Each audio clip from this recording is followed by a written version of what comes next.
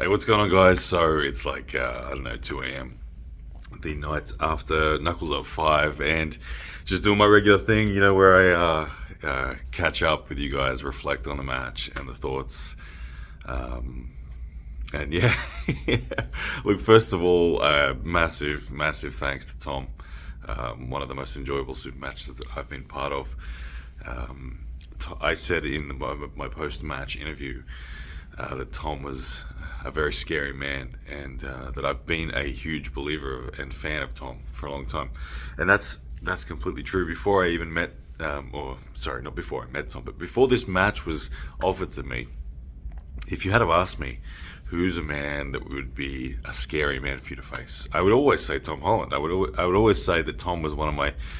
I said on many times actually that Tom is my favorite arm wrestler in the world.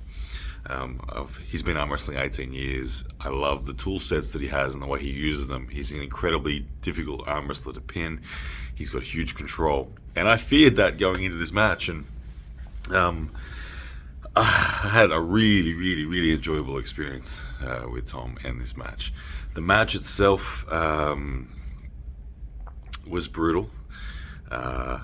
It went a lot of the way as I expected. Now, I had pulled with Tom before in a practice pull a couple of years ago, and I remember in that practice pull having a sensation that I could stop him pinning me, but I couldn't pin him. And I knew that that was going to potentially unfold on this occasion, and that we were going to have a long match, and it went exactly that way.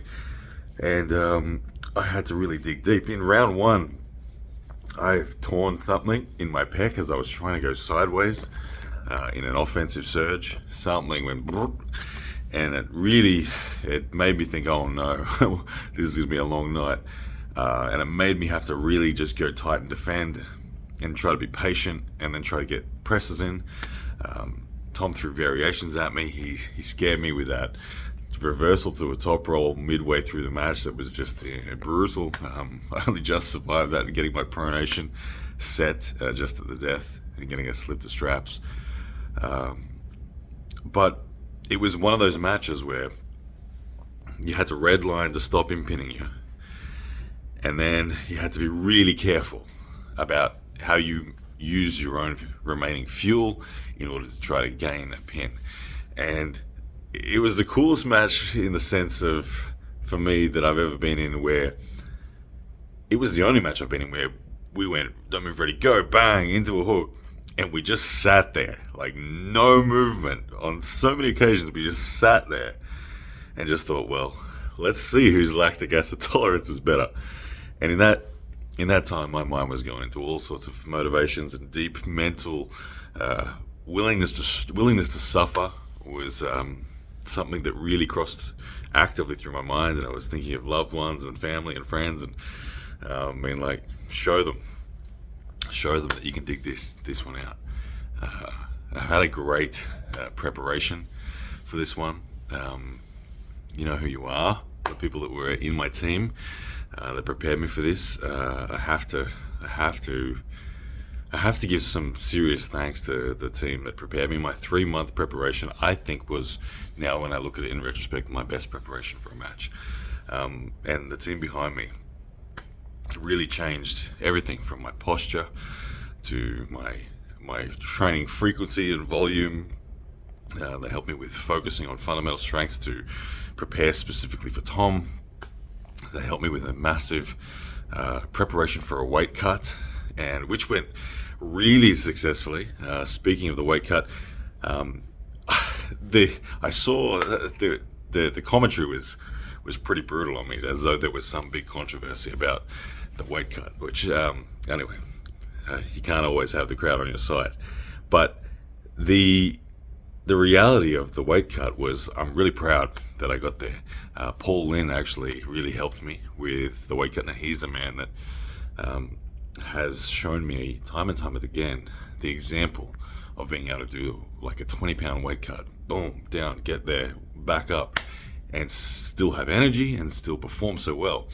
And I haven't been good at weight cuts in the past, and this time I did the Paul Lynn style protocol, and the extent of that was a really big, long preparation. There was a month worth of zero carbohydrate eating.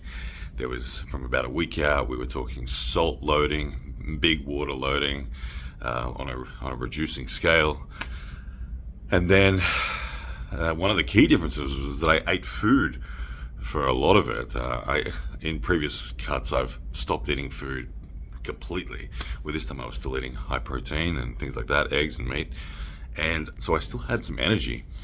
And then it was the big sauna and that experience to finally get down to weight. And look, I pushed hard.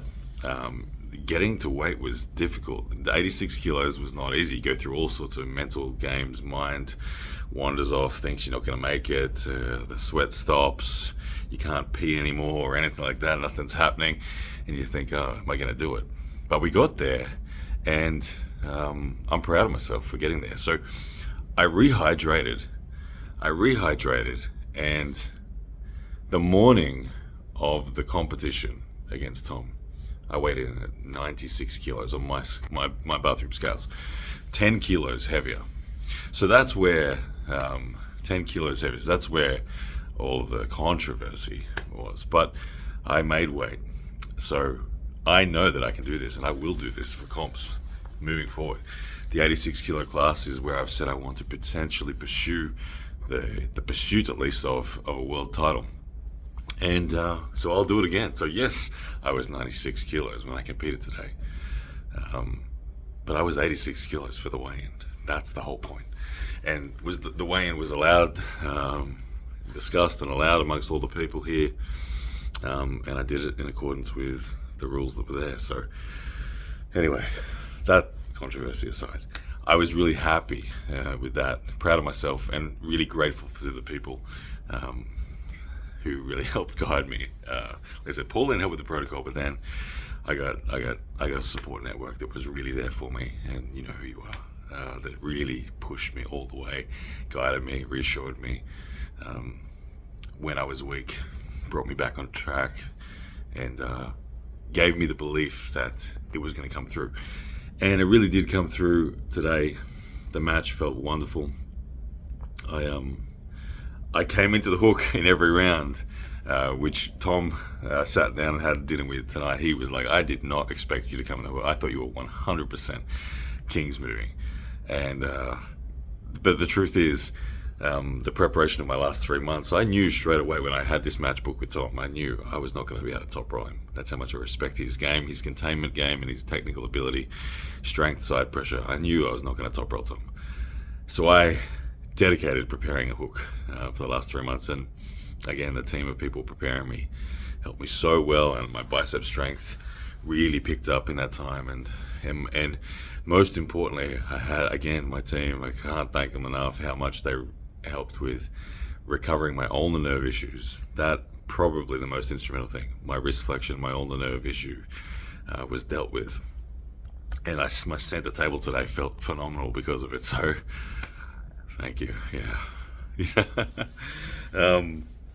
So it all felt really good. I'm really happy with the match, and it's given me the confidence to move forward into this 86 kilo class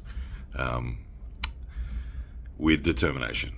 They asked me on the stage if there was anyone in the world that I like, and I said I'm not sure if I'm worthy yet, but I'd love to experience Craig Tullier. Craig Tullier beat Tom Holland at East First West. I've met Craig a bunch of times. I would love to pull him.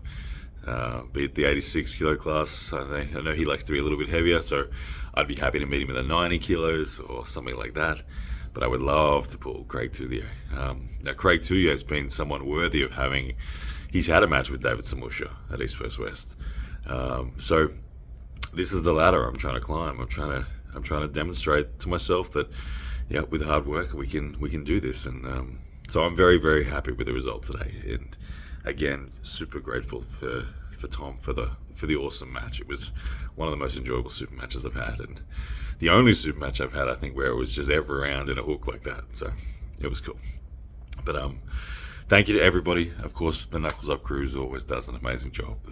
The event is it's a highlight of the year for me. Every time I get to be here at Knuckles Up, which was my third time, it's spectacular. So I can't thank the Knuckles Up guys enough down in Times Square and things like that, doing lots of stuff, hanging out with cool people, arm wrestlers.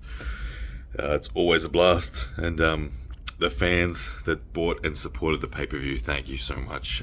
If you haven't seen it, you can still grab it. The link I will put in, if you hit the link in my bio or my profile or my description or wherever this is, it will take you there and you can get 10% off and see the replay. It's well worth it. But yeah, the whole event was amazing. Anyway, guys, so you can hear my voice. I'm tired. It's like 2 a.m., 3 a.m. or something like that. I got to be on a plane in maybe 6 or 7 hours. So I will talk to you guys next time. But thank you for all of your support. It means the world to me. And back to training, back to progress, and let's see if the Craig 2 match becomes a possibility, I guess.